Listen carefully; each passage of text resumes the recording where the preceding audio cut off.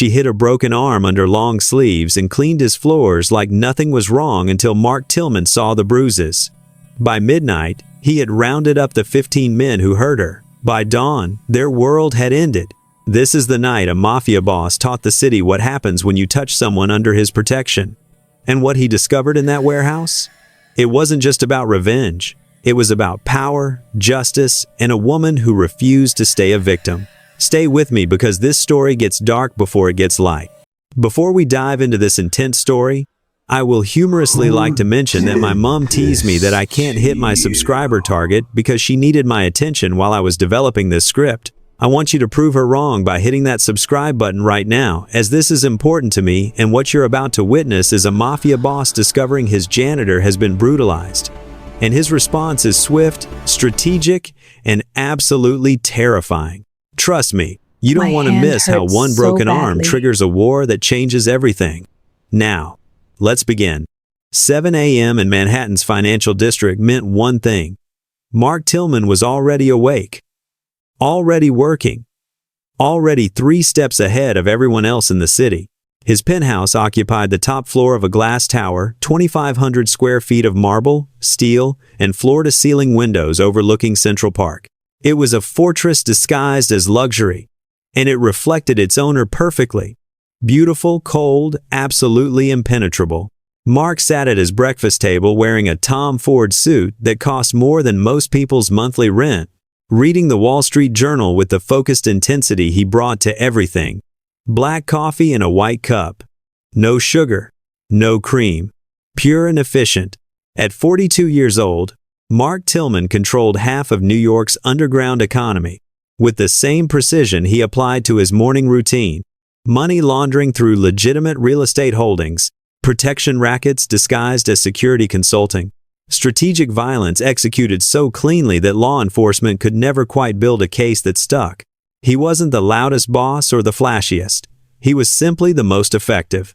And every morning at precisely 7:15 a.m., his night janitor finished her shift by bringing him fresh coffee before she left. The sound of footsteps quiet, trying not to disturb, announced Sonia Haas's approach.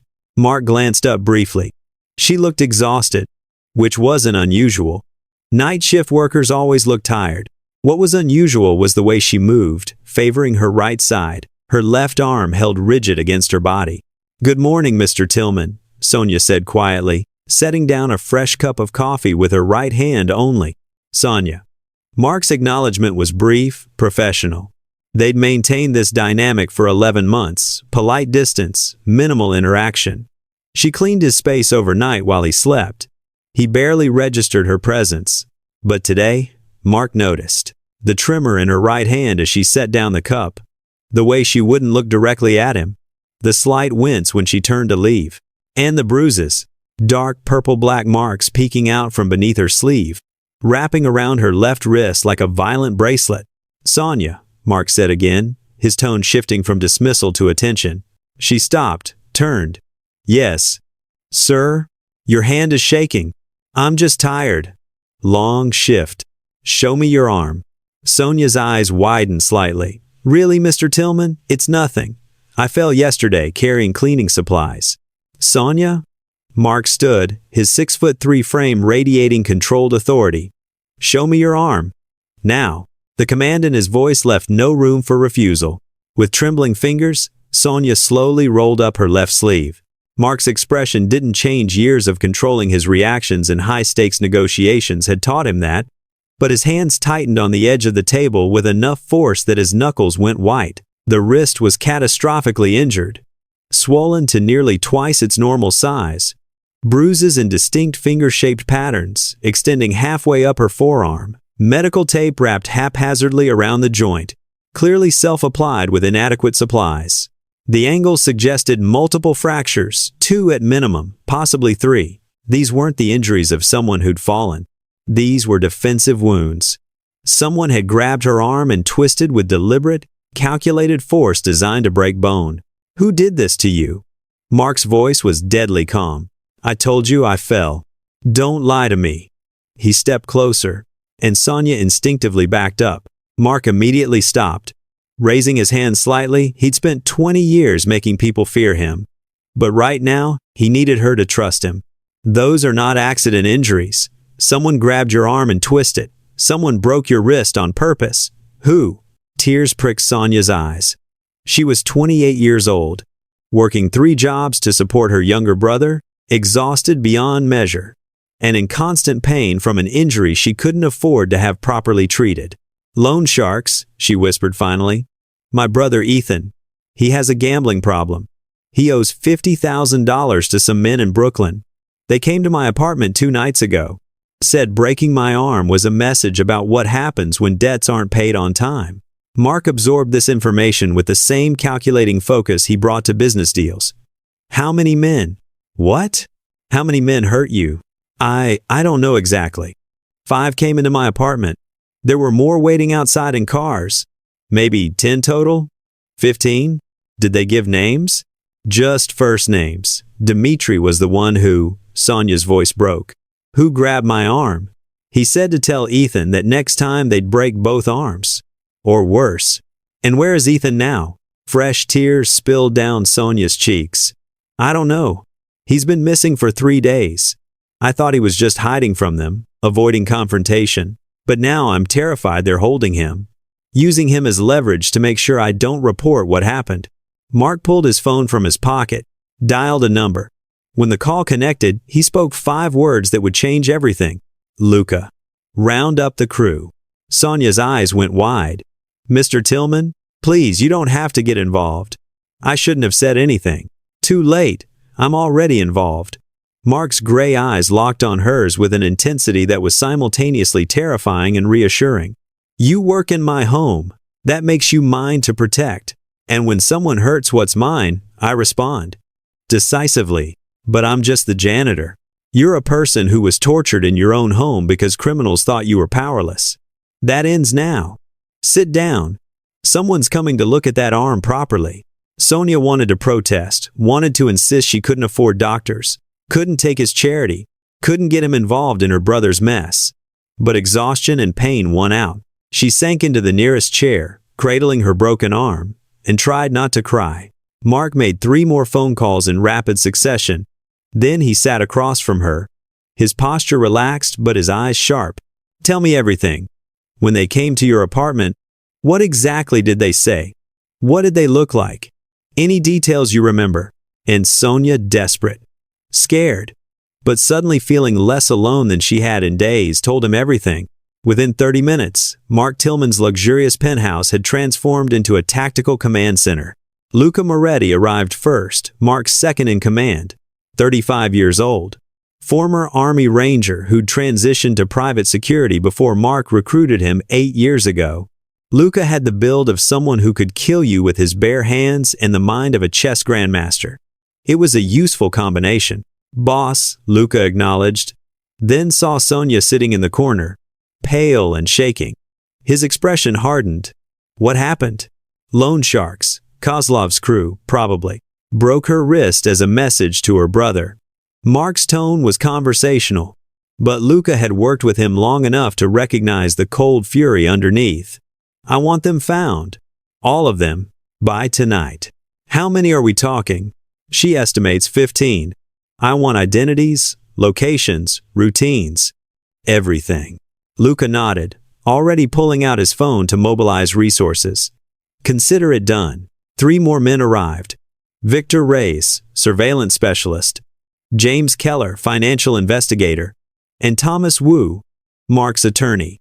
They spread out across the penthouse's dining table with laptops, phones, and files. Then Dr. Rebecca Walsh arrived, Mark's personal physician, 43 years old, discreet and exceptionally well compensated for her willingness to treat injuries without asking uncomfortable questions or filing mandatory reports. Rebecca, this is Sonia. She needs an immediate assessment and treatment plan. Mark gestured to where Sonia sat. Someone broke her wrist 2 days ago. She's been working with untreated fractures. Rebecca's professional expression flickered with sympathy. She approached Sonia gently. May I examine you? Sonia nodded, and Rebecca carefully unwrapped the makeshift bandages. The examination took 15 minutes. When Rebecca finished, her expression was grim. 2 fractures in the radius, 1 in the ulna. The brakes are clean but displaced. Whoever did this knew exactly how much force to use. She needs surgery within 48 hours, or she'll lose significant range of motion permanently. The bones are already beginning to heal incorrectly. Schedule it, Mark said immediately. Today if possible, whatever it costs. Mr. Tillman, I can't. Sonia tried to protest. I don't have insurance. I can't afford. You're not paying. I am. Mark's tone brooked no argument. You were injured because of your brother's debt. I'm handling that debt and its consequences. That includes your medical care. But why? I'm nobody to you. Just someone who cleans your floors. Mark looked at her directly. You work in my home. You've been here almost a year. You do your job well, you're respectful, and you never ask for anything. That makes you more valuable than half the people I do business with. And when someone under my protection is hurt, I respond. It's not charity, Sonia. It's the principle. While Rebecca made calls to arrange emergency surgery, Luca pulled up information on his laptop. Boss, based on Sonia's description and the Brooklyn location, this is definitely Dmitry Kozlov's crew. He runs street-level enforcement for Yuri Volkov's loan shark operations. 15 active members, mostly Russian and Ukrainian immigrants with violent backgrounds. Mark's expression darkened. Yuri Volkov, a rival boss who'd been pushing into Mark's territories for months, testing boundaries, looking for weaknesses. This wasn't random, Mark said quietly. Yuri's people knew Sonia works for me. They targeted her specifically to send me a message. Makes sense, Luca agreed. Hurt your employee, see how you respond. If you do nothing, you look weak. If you overreact, you start a war. Classic provocation. Then we respond perfectly, Mark said. Precise, overwhelming, and absolutely legal. I want every one of those 15 men arrested and prosecuted. But first, I want them terrified. Victor looked up from his computer. I can have locations on all of them within 6 hours. Home addresses, regular hangouts, patterns. Do it. And find Ethan Hasey, Sonia's brother. He's been missing 3 days. Kozlov's crew is probably holding him. Sonia, listening to this conversation from across the room, felt surreal disbelief. 45 minutes ago, she'd been hiding her injury and praying she could keep working long enough to earn money for Ethan's debt. Now a mafia boss and his entire organization were mobilizing to find her brother and punish the men who'd hurt her. Mr. Tillman, she said quietly, if you go after these men, won't that start a war with this Yuri person? Mark walked over to where she sat, crouched down to her eye level. Possibly. But here's what you need to understand, Sonia. I've built my reputation on 2 things. Strategic thinking and absolute follow-through. If I let someone hurt my people without consequences, I look weak. Weakness invites more attacks. So whether this starts a war or not, I'm responding. And I'm going to make sure everyone in this city understands that touching anyone connected to me is a fatal mistake. I'm just a janitor, Sonia whispered. You're my janitor. That makes you untouchable. And by the time I'm finished, Dmitry Kozlov and everyone who works with him will wish they'd never heard your name. Dr. Rebecca finished her phone calls. Surgery is scheduled for 4 p.m. at Presbyterian. Dr. James Morrison, best orthopedic surgeon in New York. He's cleared his schedule.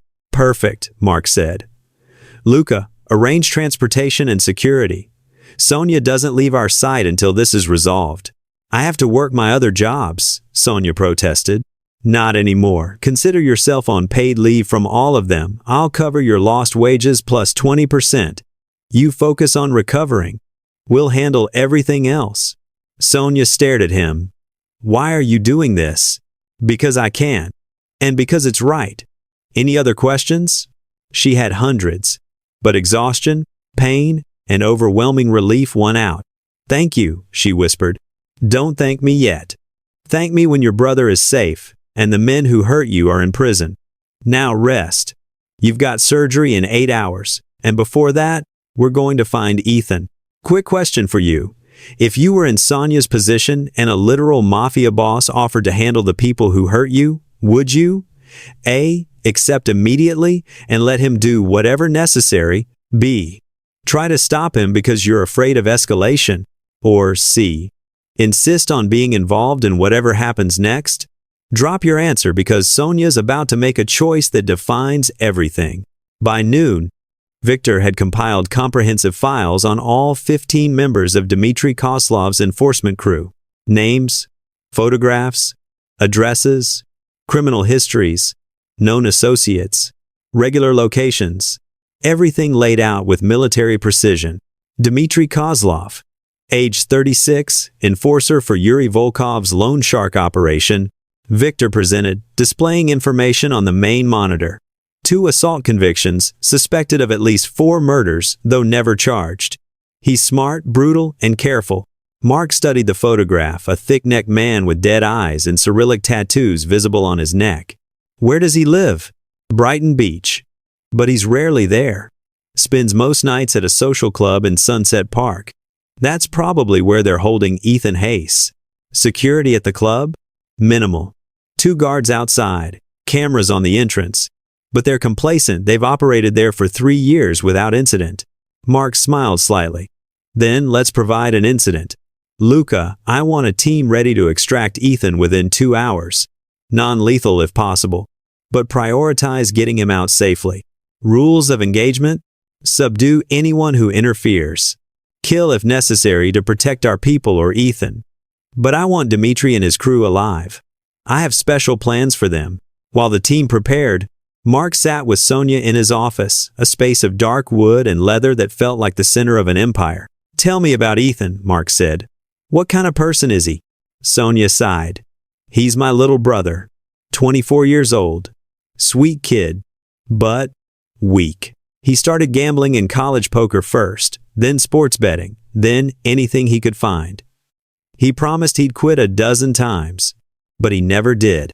And the $50,000? Accumulated over 2 years. He'd win sometimes, pay down part of it. Then he'd lose again. Double down trying to recover. The debt just kept growing. I tried to help, gave him money when I could, but I'm just barely surviving myself. Why didn't he go to rehab? Costs money we don't have. And he doesn't think he has a problem, thinks he just needs one big win to fix everything. Sonia's voice broke. I love him, but I'm so angry at him. His choices led to this. To my arm being broken? To him being kidnapped? I know I should be more sympathetic, but right now I just want to shake him and scream. Mark nodded. That's reasonable. Love and anger aren't mutually exclusive. You can want to protect him and want to throttle him simultaneously. Is that how you feel about your people? Sometimes. Most of them make terrible decisions that I have to fix. But they're mine. So I fix the problems anyway. At 2:15 p.m., Victor's surveillance confirmed Ethan's location. Basement of the social club in Sunset Park, guarded by 2 of Kozlov's men. Luca assembled a team. Himself, Victor, James, Thomas, and 3 others. They moved out at 2:30 p.m. in 2 unmarked vehicles. Mark watched the operation unfold via live video feeds from body cameras. The extraction. 2:47 p.m. Luca's team approached the social club from 2 directions. Victor disabled the security cameras with a signal jammer. Simple, elegant, leaving no trace. 2 guards stood outside the entrance, smoking and joking in Russian. They never saw Luca coming. He moved with lethal efficiency, 2 strikes. Both men unconscious before they hit the ground. The team dragged them inside, secured them with zip ties. Inside the club, 4 more men playing cards. Money on the table. They reached for weapons when the door burst open, but Luca's team was faster. Hands, show me your hands. 3 complied immediately. The 4th, a younger guy with more courage than sense, tried to draw a pistol. James shot him in the shoulder. Non-lethal, but incapacitating. Anyone else want to be a hero? Luca asked calmly. No takers. Victor found the basement entrance, descended. Found Ethan Hayes in a concrete room, tied to a chair, beaten but conscious. Ethan, I'm Victor. Your sister sent us. You're safe now. Ethan, thin, bruised, terrified, started crying. Sonia? Is she okay? They said they hurt her. She's fine. Broken wrist. But she's getting surgery this afternoon. Come on, let's get you out of here. By 3:10 p.m., Ethan was in the back of one of the vehicles, wrapped in a blanket, being driven to Mark's penthouse. The extraction had taken 23 minutes. 0 casualties on Mark's side. 6 of Kozlov's men subdued and left tied up for police to find later with anonymous tips about drug possession and illegal weapons ensuring arrests. Clean, efficient, devastating. Ethan arrived at the penthouse looking like he'd been through war. His face was bruised, one eye swollen shut. His clothes were filthy. He was dehydrated and trembling. Dr. Rebecca examined him immediately. Bruised ribs, dehydration, minor concussion. Nothing permanently damaged, but he needs rest, fluids, and monitoring. Then Sonia saw him. Ethan! She ran across the room despite her broken arm, threw herself at her brother. Ethan caught her gently, mindful of her injury, and they both broke down crying. "I'm so sorry," Ethan sobbed. "God, Sonia, I'm so sorry. They broke your arm because of me. Because I'm a selfish idiot who can't stop betting on stupid." "Shut up," Sonia said fiercely. "Just shut up and let me hug you. We'll talk about your idiocy later. Right now, you're alive. That's all that matters." Mark watched the reunion from across the room. Something unreadable in his expression. Luca appeared at his shoulder. "Boss, we've got visual confirmation on 12 of the 15 targets. Still looking for the last 3, but we should have them by nightfall." "Good. When you have all 15, I want them brought to the Red Hook warehouse. Alive and unharmed, I need them conscious and able to understand what's happening to them. And then I teach them what happens when you touch my people." After Sonia and Ethan had calmed down, Mark called them both into his office. Ethan looked terrified. He clearly knew who Mark Tillman was and what that meant. "Mr. Tillman, I can pay you back. The 50,000. Mark held up a hand. "Stop. The debt is already handled." "What?" "I've paid off your debt to Yuri Volkov's operation. $50,000 transferred this afternoon. You no longer owe anyone anything." Ethan stared, shocked. "But why would you?" "Because your debt led to your sister being tortured. I'm eliminating the debt so it can never be used against her again."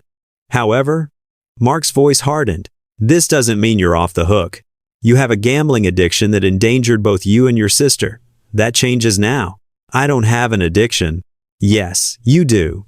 And you're going to get help for it. I've arranged a spot for you at Mountainside Recovery Center in Connecticut. 90-day residential program, starting next week. You'll go voluntarily, or I'll have you committed involuntarily. Your choice." Ethan's face went pale. "You can't?"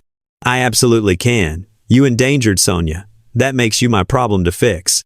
So here's how this works. You complete rehab successfully. Then you work for me for 2 years in one of my legitimate businesses.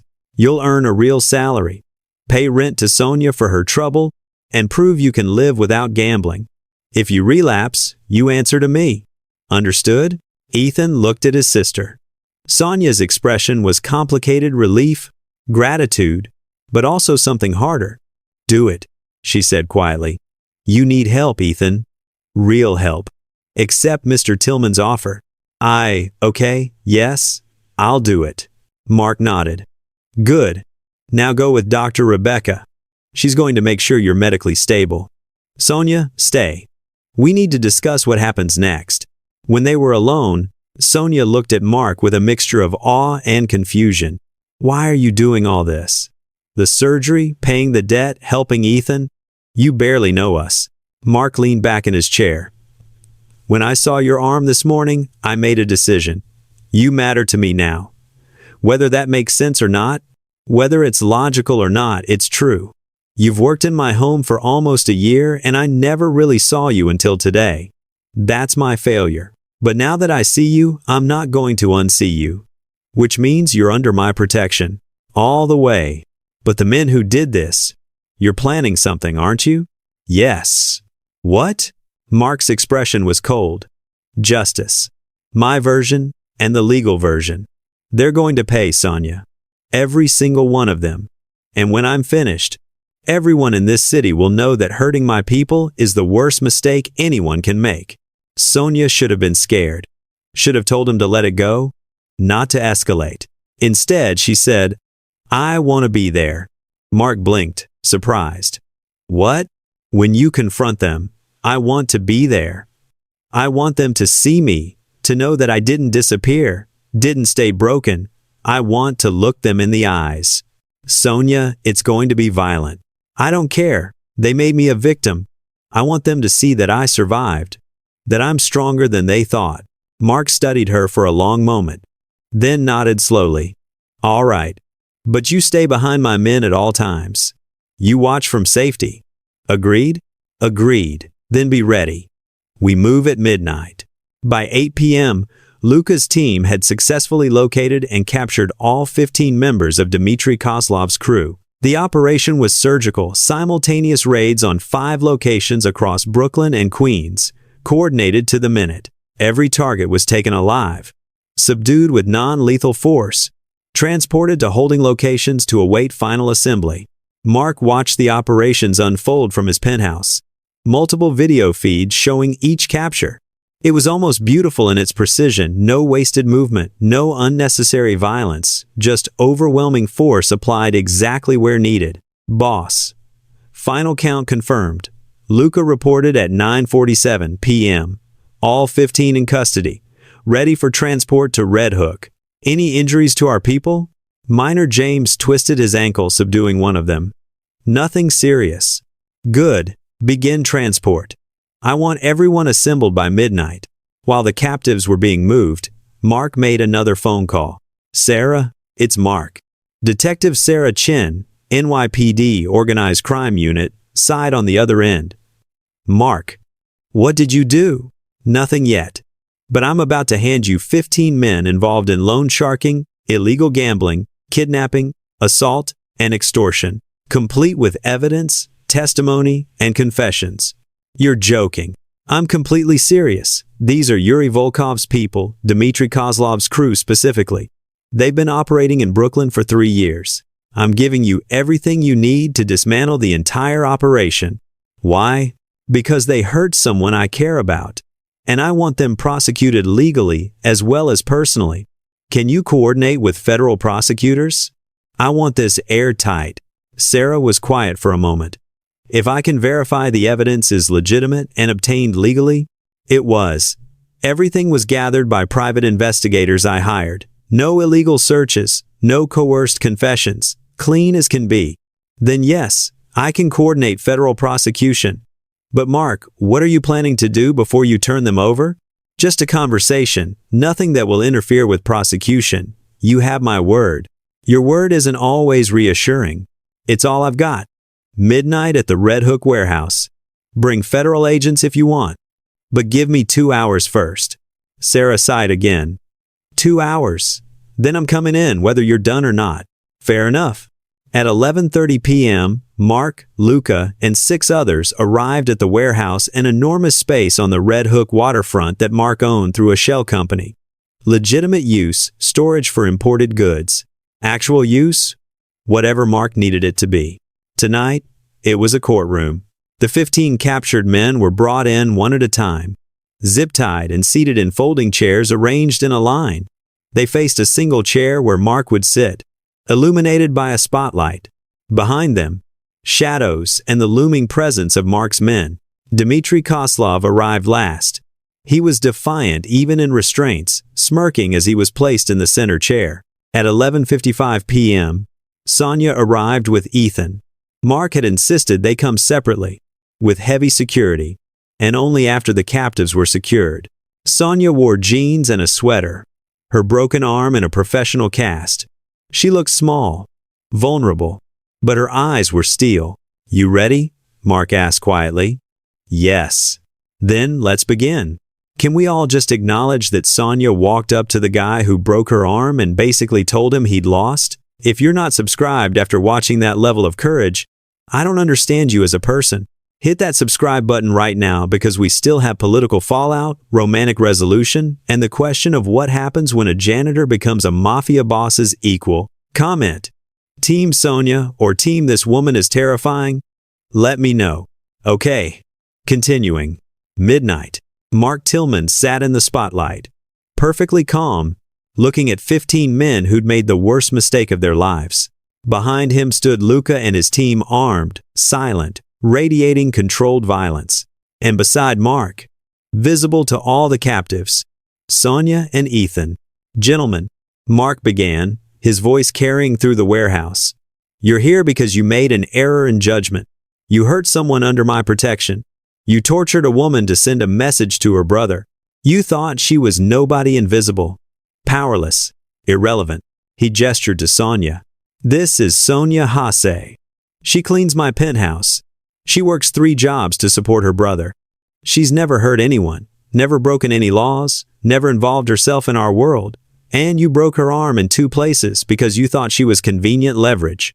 Dmitri laughed a harsh, mocking sound. "So what? You're going to kill us over some cleaning lady? You're softer than I thought, Tillman." Mark's expression didn't change. "No, I'm going to do something much worse than killing you." He pulled out his phone, played a recording. Dimitri's voice filled the warehouse. "Break her arm cleanly. 2 fractures, minimum. Make it hurt. But make sure she can still work. We need her functional enough to carry messages." Another voice. "What if she reports it?" Dimitri's laugh. "Who's she going to report to? She's nobody. No connections, no protection. Perfect target." When the recording ended, several of the captives looked noticeably less confident.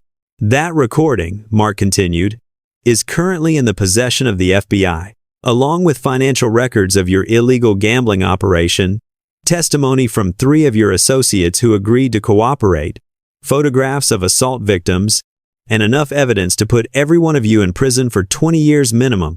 "You're bluffing," Dmitri said, but his voice wavered slightly. "I never bluff.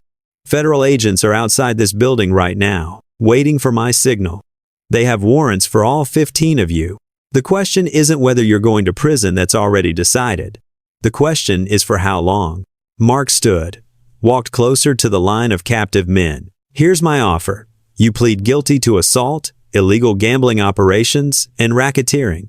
You cooperate fully with prosecutors. You testify against Yuri Volkov's larger operation.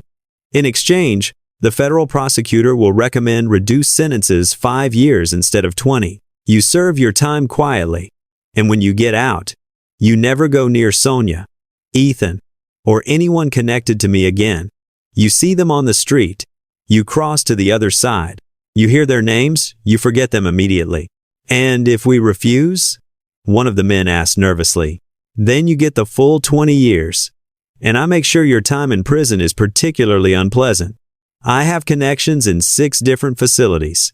I can arrange for your safety to become questionable." Silence. Several men exchanged nervous glances. This wasn't what they'd expected. Most thought they'd be beaten or killed. A legal prosecution with reduced sentences for cooperation was almost merciful by comparison. But Dmitri remained defiant.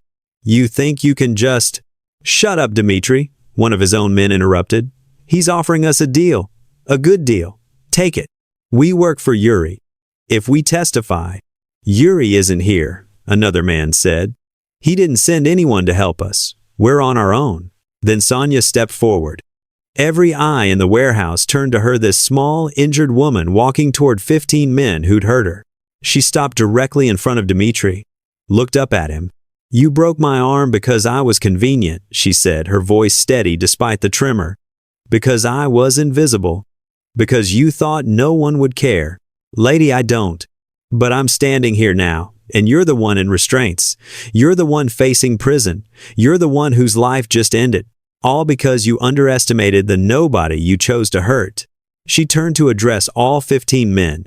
"You treated me like I was disposable, like I didn't matter. But I matter to people who have more power than you'll ever have. And now you're going to spend the next 5 years or 20, depending on how smart you are, thinking about how badly you miscalculated." The silence that followed was absolute. Finally, Dimitri's shoulders slumped. "Fine, we'll take your deal." "All of you?" Mark asked. Nods from all 15. "Good. Then here's how this works. Federal agents come in, you're processed and charged. You speak to your lawyers, you arrange plea deals, and you spend every day of your sentence remembering what happens when you touch people under my protection." Mark made a gesture. and Luca opened the warehouse door. A dozen federal agents entered, led by Detective Sarah Chen. She looked at the captured men, then at Mark. "This is the most organized arrest I've ever been handed. You even zip-tied them." "I'm efficient. They're all yours, Detective. Evidence packages are being delivered to your office as we speak." As the men were being formally arrested and read their rights, Dmitri looked at Sonia one last time. "I underestimated you," he said quietly. "Yes," Sonia replied. "You did." By 3 a.m., all 15 men were in federal custody. The warehouse was empty, except for Mark, Luca, Sonia, and Ethan. "It's over," Sonia breathed. "It's really over." "This part is," Mark agreed. "But there's still political fallout to handle. Yuri Volkov lost 15 men and his entire loan shark operation in one night. He's going to respond. With violence? Ethan asked nervously. Possibly. Or with negotiation. Depends on how smart he is. Mark looked at Sonia. Which is why I need you to stay at the penthouse for the next few weeks, until we're certain you're safe.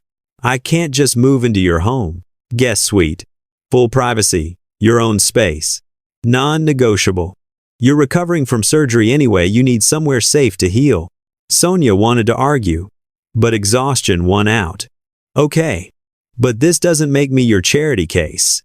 No, it makes you someone under my protection. There's a difference. The surgery the next afternoon went perfectly.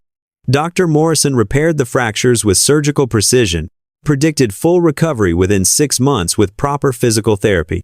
Sonia woke up in a private hospital room to find Mark sitting in the chair beside her bed, working on his laptop. You stayed, she said groggily. Of course. You're my responsibility. I'm not a responsibility. I'm a person. You're a person who is my responsibility. Both things can be true. Over the next few weeks, Sonia recuperated in Mark's guest suite. It was strange living in the space she'd cleaned for months, seeing it from a different perspective. Mark was surprisingly good company, intelligent conversation over breakfast, genuine interest in her opinions, respectful of her space, and slowly, something shifted between them. 3 days after the arrests, Yuri Volkov requested a meeting. Mark agreed neutral location, public restaurant in Little Italy. Witnesses from other families present. Yuri arrived looking grim. He was late 40s, silver-haired, deceptively polite. You arrested 15 of my men. Your men tortured my employee and kidnapped her brother, Mark replied calmly. I responded appropriately. By involving federal authorities? That's not how we handle disputes, Tillman. You made it personal first. You targeted someone in my home to test my boundaries. I'm simply clarifying where those boundaries are. Yuri studied Mark carefully. What do you want? The disputed Brooklyn territories. Full control? No challenges. Plus compensation for damages $100,000 paid to Sonia Hase for her medical expenses and trauma. That's steep. Those are my terms. Accept them. Or I turn over 3 more boxes of evidence to federal prosecutors documenting your entire operation. Your choice. Yuri was silent for a long moment. Then he noticed Sonia sitting beside Mark, not behind him, not separate, but at his right hand. And this is the famous janitor? This is Sonia Hase, Mark corrected. My strategic advisor. Yuri looked intrigued. You're bringing her to negotiations? Sonia leaned forward. Mr. Volkov, your organization made a mistake. You tested Mark's boundaries and lost badly. 15 men arrested. Your loan shark operation exposed. Major territory disputes resolved against you.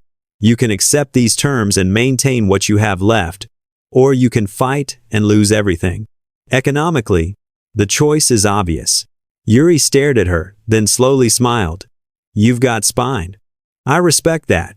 He looked at Mark. Your terms are acceptable. The territories are yours, and I'll arrange the compensation payment. Smart choice, Mark said. As they left the meeting, Yuri called after them. Tillman?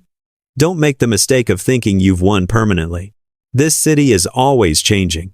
I don't think I've won permanently, Mark replied. I think I've won today.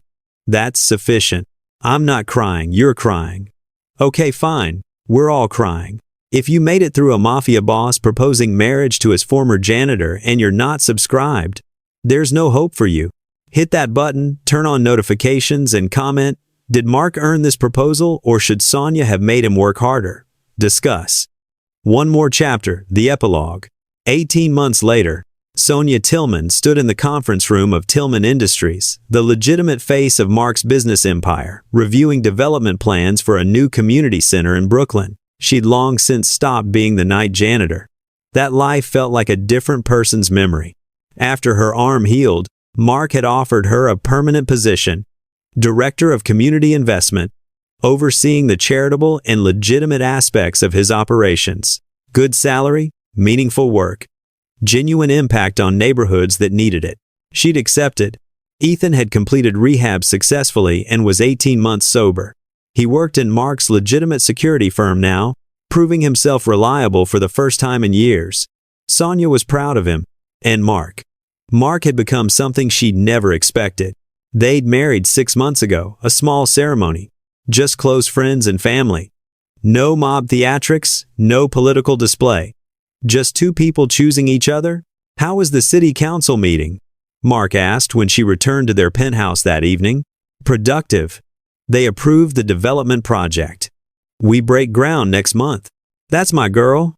He pulled her close, kissed her forehead. Sonia looked at her left hand, the one that had been broken, the one that now wore a platinum wedding band. The scars were still visible, faint lines that reminded her of where she'd been. Do you ever regret it? She asked. That morning you noticed my arm? Never, not once. Mark's expression was serious. That morning changed my life. Made me realize I'd been living half a life. All power, no purpose. You gave me purpose, Sonia. I just cleaned your floors. No. You showed me that power without compassion is empty. That protecting people matters more than controlling them. That the right person can change everything. He paused. You reformed me. You chose to evolve. I just showed you it was possible. Same thing. They stood on the terrace overlooking the city, the empire Mark controlled. The community Sonia was transforming. The future they were building together. I'm pregnant, Sonia said quietly. Mark froze. What? About 8 weeks. I confirmed it yesterday. For a moment, Mark Tillman feared Mafia boss, ruthless strategist looked completely stunned. Then, his face broke into a genuine smile. A baby. We're having a baby. Yes, are you? Is that okay? Okay? Sonia? That's... He pulled her into his arms. That's everything. They held each other as the sun set over Manhattan, and Sonia thought about that morning 18 months ago, broken arm, desperate fear, no idea that her life was about to transform completely. Sometimes the worst moments led to the best futures. And sometimes a mafia boss noticing a janitor's pain was exactly what both of them needed to become who they were meant to be. And that's how a broken arm led to justice, transformation, love, and apparently a baby. If you made it through this entire emotional roller coaster without subscribing, I'm honestly impressed by your restraint. Hit that subscribe button, turn on notifications, and drop a comment. Was Mark's response justified, excessive, or exactly what the situation required? Also, should we do more mafia protective romance stories? Let me know. Until next time, may all your worst moments lead to your best futures. Bye.